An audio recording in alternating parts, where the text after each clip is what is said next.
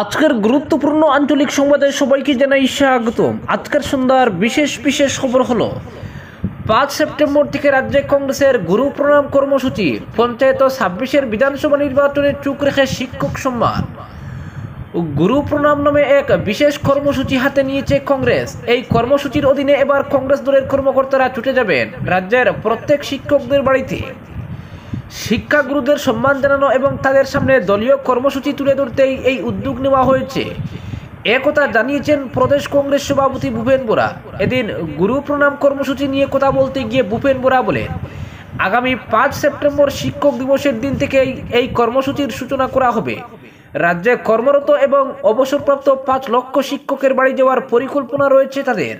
প্রত্যেক সাংসদ, বিধায়ক, প্রদেশ কংগ্রেস, জেলা Congress, block Congress, Mondal Congress, booth committee, যুব কংগ্রেস, মহিলা কংগ্রেস, এনএসইউআই, সেবা দল সহ বিভিন্ন শাখার কর্মকর্তা ও দলের সব স্তরের কর্মকর্তাদের ইতিমধ্যেই অবগত করা হয়েছে।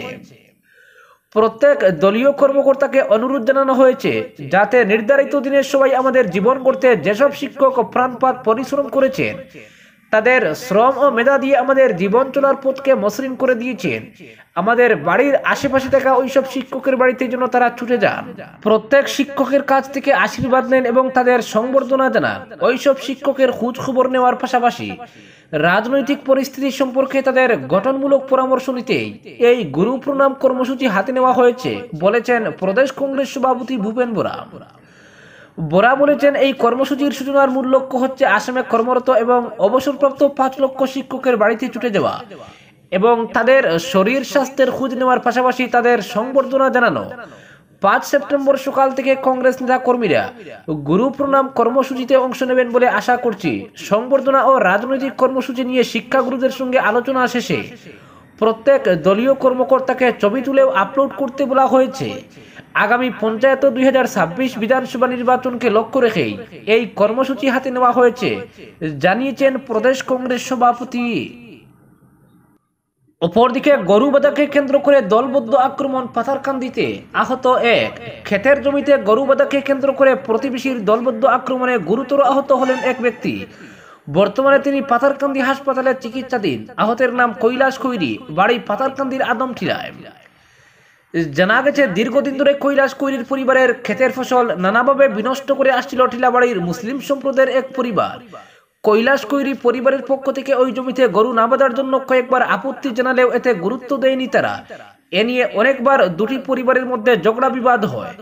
রবিবার সকালে কৈরির পরিবারের কৃষি জমির পাশে টিলাবাড়ির মখলিস উদ্দিনের ছেলে গরু বাঁধতে দেখে পুনরায় বাধা দেন কৈলাস কৈরি। এতে মখলিসের পুত্র যথাক্রমে আলী হোসেন খালাগুটাই এবং অন্য এক পুত্র কৈলাসকে কাঠের টুকরো সহ দা দিয়ে দলবদ্ধ আক্রমণ করে তারা কৈরি পরিবারকে গ্রাম ছাড়া করারও হুমকি দেয় বলে অভিযোগ। তাদের দলবদ্ধ আক্রমণে গুরুতর আহত হন কৈলাস। পরে তাকে চিকিৎসার জন্য ভর্তি করা হয় পাথারকান্দি হাসপাতালে। এই ঘটনার বিবরণ জানিয়ে কৈলাস কৈরির পরিবারের পক্ষে পাথারকান্দি থানায় এজাহার দায়ের করা হয়েছে বলে জানা গেছে। ঘটনার খবর পেয়ে পাথারকান্দি বিশ্ব হিন্দু পরিষদ ও হিন্দু জাগরণ মঞ্চের কর্মীরা কৈলাস কৈরির পরিবারের সঙ্গে যোগাযোগ করেন এবং পুরো ঘটনার সঠিক তদন্তের দাবি জানান তারা। অপরদিকে কৃত্রিম বন্যা পিছু ছাড়ছে না কাটলিজোড়া রাজস্ব চক্রের অধীন ধরাইমুলাই গ্রাম পঞ্চায়েতের বিলগাঁওয়ের প্রায় 10,000 জনবসতিপূর্ণ ওই গ্রাম এই বছর 3 বার কৃত্রিম বন্যার কবলে পড়েছে। ধলেশ্বরী নদীর জল খাবুলিনালা হয়ে চিরানালা পেরিয়ে বিলগাঁও অঞ্চলে কৃত্রিম বন্যার সৃষ্টি করেছে। এই কৃত্রিম বন্যার জেরে এলাকার মানুষকে ঘর বাড়ি ছেড়ে ও গবাদি পশু নিয়ে দোলাই এমই স্কুলের ত্রাণ শিবিরে আশ্রয় নিতে হচ্ছে। বন্যার ফলে এলাকার একমাত্র সড়ক বিপর্যস্ত হয়েছে। দোলাই টিলেগাঁও থেকে বিলগাঁও হয়ে দয়ালপুর পর্যন্ত প্রায় 3 কিলোমিটার সড়কের অবস্থা বেহাল। এছাড়াও বন্যায় 175 নং বিলগাঁও এলপি স্কুলের ভবনও ক্ষতিগ্রস্ত হয়েছে। দোলাই কাড়ার পার হয়ে বিলগাঁও সড়কের অবস্থা একেবারে কর্দমাক্ত। দয়ালপুর হয়ে বিলগাঁও সড়কের অবস্থা আরো ভয়াবহ। এতে শিক্ষক ও ছাত্রছাত্রীদের স্কুলে যাওয়া আসা করতে রীতিমতো দুর্ভোগের মুখে পড়তে হচ্ছে। প্রতিদিন কাদামাড়িয়ে এলাকার 150 ছাত্রছাত্রীকে কাটলিজোড়া 4 মার্চ এইচএস স্কুলে যেতে হয়। প্রত্যন্ত বিলগাঁও অঞ্চলে বেহাল সড়কের জন্য শিক্ষা ব্যবস্থায় ব্যাপক প্রভাব পড়েছে। কাটলিজোড়ার বিধায়ক সুজামুদ্দিন লস্করের নির্বাচনী এলাকার ধলাইমুলাই গ্রাম পঞ্চায়েতের বিলগাঁও উন্নয়নের ছোঁয়া থেকে বঞ্চিত রয়েছে। এলাকার ইমরান খান চৌধুরী ও মানিক উদ্দিন তালুকদার জানান, বেহাল বিলগাঁও অঞ্চলের সড়কের সংস্কারে কোনো গুরুত্ব দেওয়া হচ্ছে না। চিরানালার জমা জল বিলগাঁওকে প্লাবিত করছে বারবার। চিরানালার স্লুইস গেট দিয়ে বন্যার জল ঢুকে বিলগাঁও সহ আশপাশের এলাকাকে প্লাবিত করছে। এ ব্যাপারে বিহিত ব্যবস্থা নিতে হাইলাকান্দি জেলা শাসক ও কাটলিজোড়া সার্কেল অফিসারের দৃষ্টি আকর্ষণ করেছেন এলাকার ভুক্তভোগী জনগণ। অপরদিকে লালায় 8 সেপ্টেম্বর বিনামূল্যে স্বাস্থ্য শিবির। লায়ন্স ক্লাব অফ লালার উদ্যোগে ও আসাম ড্রাগসের সহযোগিতায় আগামী 8 সেপ্টেম্বর রবিবার সকাল 10:30টায় লালার রুরাল কলেজের পাশে বিনামূল্যে স্বাস্থ্য পরীক্ষা ও ঔষধ বিতরণ শিবিরের আয়োজন করা হয়েছে। শিবিরে অভিজ্ঞ চিকিৎসকরা রোগীদের স্বাস্থ্য পরীক্ষা করে বিনামূল্যে ঔষধ বিতরণ করবেন। রোগীদের রবিবার সকাল 10টায় উপস্থিত থাকতে বলা হয়েছে। অপরদিকে লায়ন্স ক্লাব অফ লালার মাসিক চক্ষু পরীক্ষা শিবির আগামী 7 সেপ্টেম্বর শনিবার লালা চন্দ্রপুর বাইপাস এলাকায় লায়ন্স ভিশন সেন্টারে অনুষ্ঠিত হবে। চক্ষু রোগীদের শনিবার সকাল 10:30টায় লায়ন্স ভিশন সেন্টারে উপস্থিত থাকতে এক বিবৃতিতে জানানো হয়েছে। অপরদিকে 10 মাসের কার্যকালে উন্নয়নের চাপ রাখতে চাই বললেন মিশন। সাংবাদিকদের সঙ্গে মত বিনিময় রাজ্যসভা সাংসদের। লোকসভা নির্বাচনে করিমগঞ্জ আসনে বিজেপি প্রার্থী কৃপনাথ মোল্লার জয় সবাইকে তাক লাগিয়ে দিয়েছে, কারণ দলের সর্বস্তরের কার্যকর্তা সহ নেতা মন্ত্রীরা এই আসনকে বিজয়ের হিসাবে রাখেননি। 2 লক্ষের বেশি মুসলিম ভোট এখানে থাকার জন্য আসনটি পদ্ম শিবিরে লাস্টের খাতায় ছিল। ভোটার প্যাটার্ন দেখে খুদ কৃপনাথ মোল্লা শিলচর থেকে নির্বাচন লড়ার জন্য মুখ্যমন্ত্রী ডক্টর হিমন্ত বিশ্ব শর্মার কাছে আর্জি জানান। তখন মুখ্যমন্ত্রী তাকে আশ্বস্ত করে জয়ী হবেন বলে জানান। এর পরের ঘটনা এখন ইতিহাস, আর এজন্যই রাজ্যসভার সাংসদ পদ এবার পেয়েছে করিমগঞ্জ। কিছুদিনের মধ্যে বিধায়ক কৃষ্ণেন্দু পালও মন্ত্রীর দায়িত্ব নেবেন। করিমগঞ্জের জন্য একের পর এক খুশির খবর আসছে। রাজ্যসভার সাংসদ নির্বাচিত হয়ে শনিবার গৃহশহর করিমগঞ্জে এসেছেন মিশন রঞ্জন দাস। রবিবার সকাল 11:30টায় তিনি জেলা বিজেপি কার্যালয়ে জনকয়েক সাংবাদিকদের নিয়ে বৈঠক করেন। তিনি বলেন, এটা প্রেস মিট নয়, এটা হলো মিট দ্য প্রেস, যেখানে সাংসদ হিসেবে জেলার জন্য গুরুত্বপূর্ণ কি কি বিষয় দিল্লিতে সরব হবেন এ নিয়ে মত বিনিময় করা হয়। শহরের প্রিন্ট মিডিয়ার বিশিষ্টদের সঙ্গে তিনি এ নিয়ে অনেকক্ষণ কথা বলেন। মিডিয়া পার্সনরাও তাদের মতামত দেন। জেলার সর্বসাধারণের উপকার হয় এ ধরনের কয়েকটি প্রকল্প কেন্দ্রের নজরে আনতে রাজ্যসভার সাংসদের দৃষ্টিগোচর করা হয়। সবাইকে স্বাগত জানিয়ে সাংসদ মিশন রঞ্জন দাস বলেন, তিনি যে উপহার পেয়েছেন এর কার্যকাল 10 মাস। এর মধ্যে যতটুকু সম্ভব হয় ডেভেলপমেন্টে ছাপ রাখতে চান তিনি। বলেন, করিমগঞ্জের মানুষের তার উপর প্রত্যাশা অনেক, এটা তিনি অনুধাবন করতে পারছেন, কিন্তু স্বল্প সময়ে সবার প্রত্যাশা পূরণ করা অসম্ভব। এর মধ্যে তাকে শুধু করিমগঞ্জ নিয়ে ভাবলে হবে না, কারণ রাজ্যসভার সাংসদের দায়িত্বটা গোটা রাজ্যের। সাংসদ এলাকা উন্নয়ন তহবিলের অর্থ রাজ্যের যে কোনো জেলায় দেওয়া সম্ভব, ফলে সবখানেই চাইবেন ওই অর্থ দিয়ে কাজ হোক। তিনি বলেন, দলীয় বিধায়কদের সমর্থনে সাংসদ হয়েছেন, ফলে সে কথা বিবেচনা করে উন্নয়ন তহবিলের অর্থ বন্টন করতে হবে। মুখ্যমন্ত্রী ডক্টর হিমন্ত বিশ্ব শর্মার কাজের প্রশংসা করে মিশন রঞ্জন দাস বলেন, করিমগঞ্জ লোকসভা আসনে জয় সম্ভব হয়েছে মুখ্যমন্ত্রীর জন্যই। ভোটের আগে তিনি সব সময় খবর নিতেন তার কাছ থেকে, আর তিনিও প্রার্থীর জয় নিশ্চিত বলে জানাতেন। বলেন, সংখ্যালঘু ভোট অনেক এসেছে বিজেপির অনুকূলে, এর জন্য জয় আরো সহজ হয়েছে।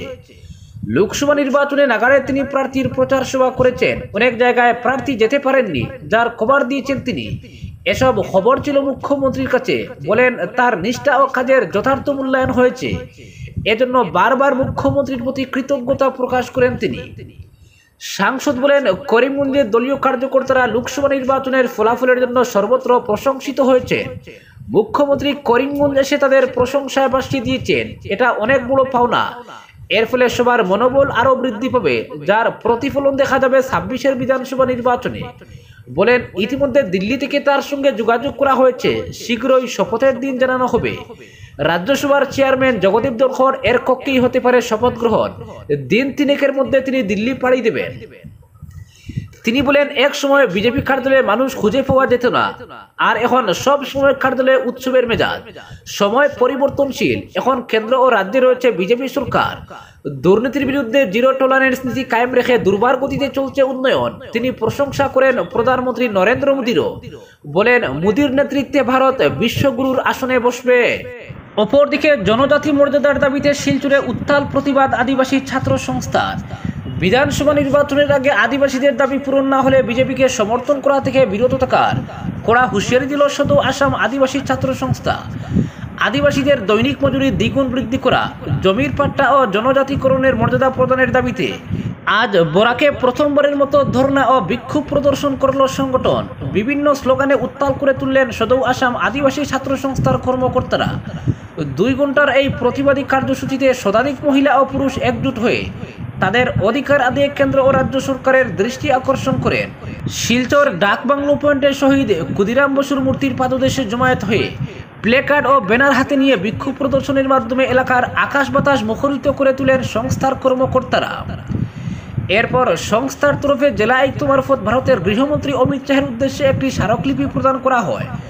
সংবাদ মাধ্যমের সঙ্গে কথা বলতে গিয়ে আদিবাসীরা জানান, সংবিধান সংশোধনী বিধেয়ক 2019 বিল অনুযায়ী আসামের আদিবাসীদেরকে অনুসূচিত জনজাতিকরণের মর্যাদা প্রদান, সংবিধান অনুযায়ী স্বায়ত্তশাসিত পরিষদে ভোটদান ও সুরক্ষিত শ্রেণীর অধিকার প্রদান, জঙ্গল আইন 2006 অনুযায়ী আদিবাসীদের জমির পাট্টা প্রদান, মিশন বসুন্ধরা 1.0 এবং 2.0-তে আসামের বঞ্চিত আদিবাসীদের জমির পাট্টা প্রদানের ব্যবস্থা গ্রহণের দাবিতে লাগাতার সরকারের দৃষ্টি আকর্ষণ করে আসলেও এখনও কোনো কাজ হয়নি। তাই আদিবাসীরা মাঠে নেমে প্রতিবাদ করতে বাধ্য হয়েছে।